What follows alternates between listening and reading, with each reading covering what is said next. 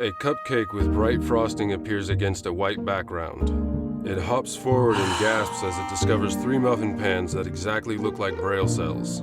7 more brightly colored cupcakes appear.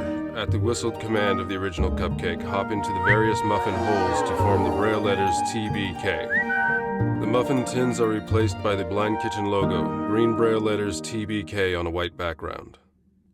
Fade to black. Hello, and welcome to the Blind Kitchen, where everyone has a seat at the table. I'm your host, Deborah Erickson, and in this episode, we're going to talk about how people with vision loss can be sure that their pan is centered on top of a hot stove, even a glass top stove. Today, I'm wearing a red chef coat, a white apron with the Blind Kitchen logo, and I'm wearing earrings that are a dangling box of spaghetti. I'm standing at the countertop here in the Blind Kitchen, and in front of me, I have the locking lid pan, and I have an 8-inch circle of cardboard, and I have a 4-inch circle of cardboard. We have a gas stovetop here in the Blind Kitchen, but I'm going to describe how to center a pot and focus more on the stove, on a glass top stove. There are different challenges with a gas stove or an electric coil stove, but the glass top stove is the one I get asked the most about. But know that the principles I'm going to describe are going to apply to any type of stovetop that you have. Now, the information I'm about to give you right now applies only if you're using a glass top stove. The first thing you want to do when you get near a stove that's new to you, you want some cardboard circles that represent the exact size of the burners. So 4-inch burners and 8-inch burners are common measurements on a glass top stove, but yours may be different. But definitely have someone get these tactile information so you can understand and have a mental picture of what your stovetop looks like. Now, you can't leave them on the stovetop, that's for sure, but make sure you don't throw them away because they're going to come in useful later. So I have my 5-quart locking lid pot in front of me. I'd really like to use the larger 8-inch burner for it because that'll make it happen faster, the water to boil. But I'm putting the cardboard circle underneath the pan itself, and the circle is bigger than the pan. I am absolutely not going to use the 8-inch burner. So now I'm going to pick up my 4-inch circle, and I'm going to put it under the pan, and it fits very comfortably under there. This pan is going to cover the complete heat source when I have it centered correctly. So now that I know that I'm going to use the 4-inch burner for this pan, I'm going to take these cardboard circles and put them in a place that's easy for me to retrieve them, so that if I'm using a different size pan next time, I'll have these for reference so I can be very safe and choose the right size. So the reason I selected this 5-quart pan is because I'm going to make 4 2-ounce portions of pasta, and this is the perfect size for the pasta to swim in once the water comes to a boil. I also chose this pan because it has a locking lid and draining holes, so it'll make it very safe and easy for me to drain the pasta when I'm done. So I'm going to take off the lid. I just love that sound. And now I'm going to fill this pot with the amount of water I need for this pasta.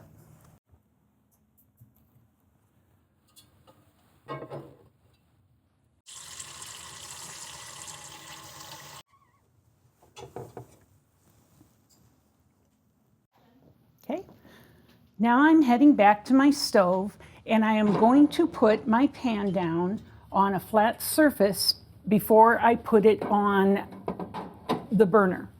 Now, a couple of things here.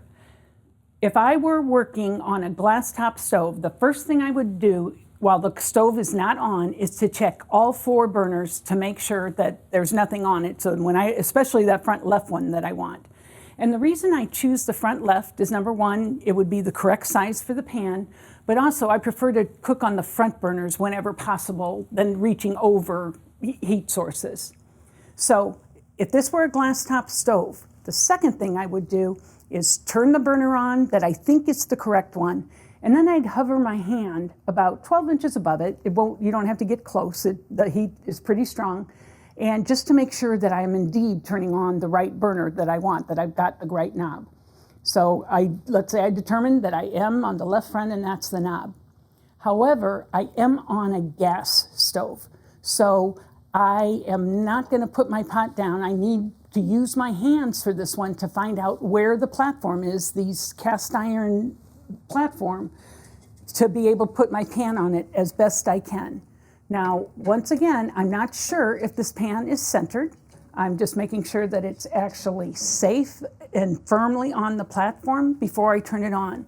But in a minute, I'll tell you how you can tell if it's centered regardless of the type of stovetop you're using. Did you know you can touch the rim of a very hot pan with a fingertip, just tap, tap, tap, and not get burned? That's because as soon as your hand loses contact with that steel, it is going to cool immediately.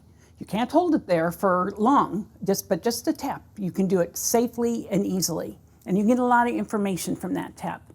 You can't touch the hot water, even for a second. You can't touch hot grease or hot food, even for a second, because that food is going to continue to burn your finger after you pull it away. It won't cool immediately like just tapping the top of it will. So knowing that principle and that that is possible, what you can do then is you touch your pan, tap the top of it about every 2 inches. And I'm going to tell you why. If your pan is centered and completely covering the heat source, that lid or the top of rim is going to be equally hot all the way. But let's say I've stirred it or somehow moved it, and now I'm just checking, because I'm going to continually check my pot while I'm cooking. And all of a sudden, at 2 o'clock part of the pan is significantly hotter than, say, like the 7 o'clock position on the pan. I am going to know that the pan is no longer covering that heat source, because the 2 o'clock side is hotter because the heat is climbing up the side of it, and that's going to make it hotter. So I am going to very gently nudge the pan back a little bit at a time, and then I'm going to continue to check. Is it equally hot? No, it's still a little bit hot at 2 o'clock. Okay, I'm going to nudge it just a little bit more. And that way, once it's equally hot on all around the top of the pan, I'll know that the heat source is underneath it and not traveling up the side. So now I'm actually going to turn the stove on. I can tell it's the right burner. And I can tell pretty quickly whether or not I actually did center the pan or not. It doesn't take long. I don't have to wait for the water to boil to ascertain that information. I'm going to start right now. I'm just going to start tapping. I'm using my left hand to do the left side of the pan, because I don't want to be putting my right hand over where that steam is going to be coming up. Now I'm using my right hand to check the other side of it, and I'm touching. It is definitely hot, but it feels like it's equally hot in all places. So I think I probably did pretty good. Yeah. So I'm going to continue to cook here. Thank you for dropping by the Blind Kitchen. And until next time, happy cooking. She smiles towards the camera. Fade to black. The Blind Kitchen logo appears. Fade to black. Neo Creative Productions logo appears. The logo fades to black.